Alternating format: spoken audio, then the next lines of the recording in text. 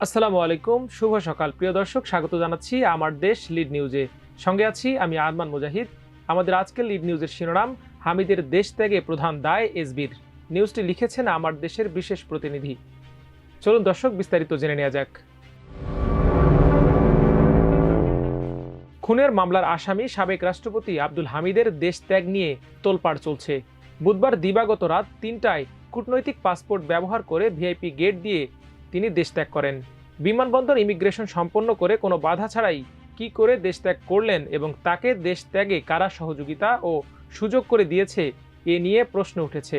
অন্তর্বর্তী সরকার দায়িত্ব নেয়ার পর ফ্যাসিস্ট শেখ হাসিনা সহ সবার কূটনৈতিক পাসপোর্ট বাতিল করা হলেও আব্দুল হামিদ কোন ইখতিয়ারে সেই পাসপোর্ট ব্যবহারের সুযোগ পেলেন, সেটা নিয়েও প্রশ্ন উঠেছে। অনুসন্ধানে জানা গেছে, সরকারের সর্বোচ্চ মহলকে অন্ধকারে রেখে সাবেক রাষ্ট্রপতি আব্দুল হামিদকে বিদেশে যেতে দেয়া হয়েছে।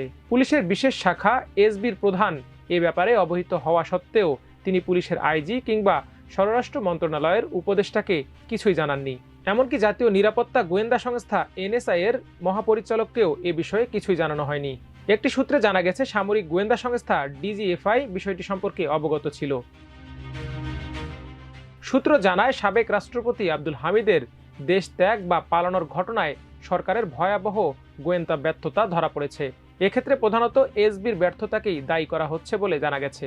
কারণ বিমানবন্দর ইমিগ্রেশনে সবকিছু সমন্বয় করে পুলিশের বিশেষ শাখা বা এসবি। ইমিগ্রেশন সম্পূর্ণরূপে এসবির অধীনে। এ ঘটনার পেছনে বড় ধরনের কিছু রয়েছে বলে সংশ্লিষ্ট সূত্রে জানা যায়।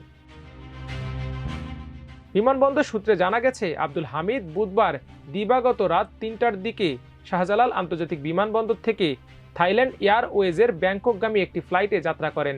তার পরিবার থেকে বলা হয়েছে তিনি চিকিৎসার জন্য ব্যাংকক গেছেন। বিমানবন্দরের ভিআইপি গেট দিয়ে আব্দুল হামিদ ফ্লাইটে ওঠেন। ভিআইপি গেট ব্যবহার করার বিষয়টি বেসামরিক বিমান চলাচল কর্তৃপক্ষের অগোচরে হওয়ার সুযোগ নেই। ভিআইপি গেট ও লাউঞ্জ ব্যবহারকারীদের ওপর বিমানবন্দরের কর্তব্যরত বিভিন্ন গোয়েন্দা সংস্থার বাড়তি নজরদারি থাকে। কোনো একটি সংস্থার আপত্তি থাকলেও ইমিগ্রেশন সম্পন্ন করে বাধাহীনভাবে কারো দেশ ত্যাগের সুযোগ থাকে না। আব্দুল হামিদের সঙ্গে ছোট ছেলে রিয়াদ আহমদ এবং শ্যালক ডাক্তার আ.ন.ম নৌশাদ খানও ব্যাংকক যান। আব্দুল হামিদ রাষ্ট্রপতি হওয়ার পর তার নির্বাচনী আসন থেকে ছেলে রেজওয়ান আহমেদ তৌফিক উপনির্বাচনে সংসদ সদস্য নির্বাচিত হন। 2013 সালের ওই নির্বাচনে নানা কারচুপির অভিযোগ ছিল। পরবর্তী 3টি নির্বাচনেও তৌফিক আওয়ামী লীগের টিকেটে এমপি নির্বাচিত হয়েছেন। এদিকে অভিযোগ রয়েছে, আব্দুল হামিদের নাম ভাঙিয়ে শ্যালক জেলা বঙ্গবন্ধু পরিষদের সভাপতি অধ্যাপক চিকিৎসক আ.ন.ম নৌশাদ খান নানা অনিয়ম ও দুর্নীতির সঙ্গে জড়িত ছিলেন, যার ভাগও হামিদ পরিবারে যেত বলে অভিযোগ রয়েছে। এছাড়া ভাতের হোটেল খ্যাত শেখ হাসিনার সময়কালে আলোচিত ডিবি প্রধান হারুনের সঙ্গেও আব্দুল হামিদের বিশেষ সখ্যতা ছিল। সাবেক রাষ্ট্রপতি আব্দুল হামিদের আরেক শ্যালক জিহাদ খান জামায়াতে ইসলামীর রাজনীতির সঙ্গে জড়িত। সম্প্রতি জামায়াতে ইসলামী তাকে ত্রয়োদশ জাতীয় সংসদ নির্বাচনে কিশোরগঞ্জ ৩, করিমগঞ্জ, তাড়াইল আসনের দলীয় প্রার্থী হিসেবে ঘোষণা করেছে। জুলাই ছাত্র আন্দোলনের সময়ে হামলা ও গুলি করার ঘটনায় কিশোরগঞ্জ থানায় দায়ের করা একটি মামলার আসামি ফ্যাসিস্ট শেখ হাসিনার সময়কালে দুইবারের রাষ্ট্রপতি আব্দুল হামিদ। গত 14 জানুয়ারি মামলাটি দায়ের করা হয়। মামলায় শেখ হাসিনা ও তার বোন শেখ রেহানা, ছেলে সজীব ওয়াজেদ জয় ও মেয়ে সাইমা ওয়াজেদ সহ 124 জনকে আসামি করা হয়। এরকমই একটি খুনের মামলায় আসামি হয়েও আব্দুল হামিদ কিভাবে বিমানবন্দর দিয়ে ইমিগ্রেশন করে বিদেশে গেছেন তা সরকারকে বিব্রতকর অবস্থায় ফেলে দিয়েছে। এ ব্যাপারে সামাজিক যোগাযোগ মাধ্যমে অনেকে ক্ষুব্ধ প্রতিক্রিয়া দেখিয়েছেন। বৈষম্যবিরোধী ছাত্ররাও তীব্র প্রতিবাদ জানিয়েছে।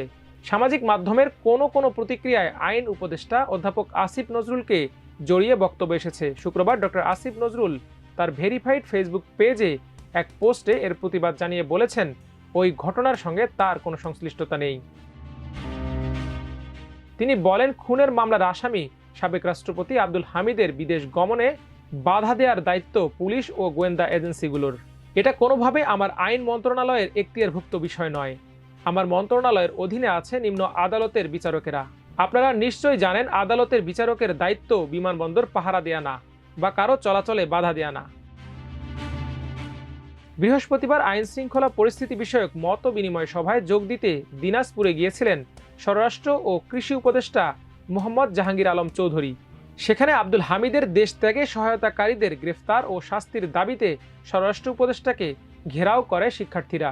ক্ষোভ ও ঘেরাওয়ের মুখে তিনি ছাত্রদের বলেন, আব্দুল হামিদের দেশ ত্যাগে সহায়তাকারীদের শাস্তির আওতায় আনা হবে, তাদেরকে কোনোভাবে ছাড় দেওয়া হবে না। শাস্তির ব্যবস্থা করতে না পারলে তিনি পদত্যাগ করে চলে যাবেন।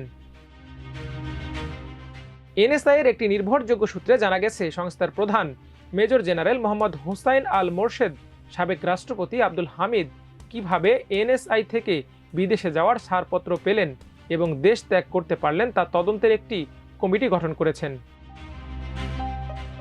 সূত্রটি জানায়, অন্যান্য গোয়েন্দা সংস্থার প্রধানরা তাদের প্রতিনিধিদের মাধ্যমে বিষয়টি জানতে পারেন, তবে এনএসআই-এর অধীনস্থ কর্মকর্তারা তাদের সংস্থা প্রধানকে কিছু জানায়নি।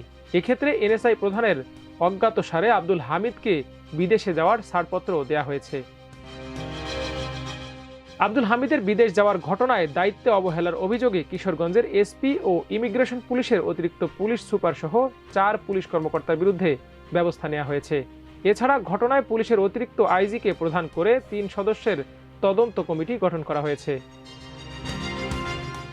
দর্শক, আজ এ পর্যন্তই। সবাই ভালো থাকুন, সুস্থ থাকুন, আমার দেশের সঙ্গে থাকুন। আল্লাহ হাফেজ।